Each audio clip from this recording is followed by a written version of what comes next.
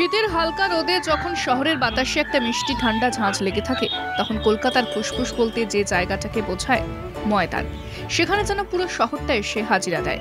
এদিন দুপুরেও তার ব্যতিক্রম হয়নি। ভিক্টোরিয়া মেমোরিয়ালের সামনে থেকে শুরু করে ফোর্ট উইলিয়ামের গেট পর্যন্ত লাল সবুজ ঘাসের ওপর ছড়িয়ে ছিটিয়ে মানুষের ঢল। দূরে ক্রিকেটের চেনা শব্দ হাউস দ্যাট আর ক্যাচ ইট। কাছাকাছি ফুটবল, কোথাও ছেলের দল, কোথাও মেয়েদের দল। ফার্স্ট আজকে এখানে ম্যাচ খেললাম, এটা ফার্স্ট টাইম আজকে ম্যাচ খেললাম, তো ভালো লাগছে। টিম খুব ভালো রেসপন্স দিল, ভালো উইকেট পেয়েছি। গত বছরের থেকে এবছরে ভালো রেসপন্স, ভালো খেলা হলো। আচ্ছা, at the end of the day জিতলাম, ভালো লাগছে। খেলার মাঝে প্রেম। এই শীতের দুপুরে এটুকু নিজেদের জগতই যেন তাদের কাছে সবচেয়ে বড়। শীতের ময়দানে প্রেমিক প্রেমিকার মক্কা।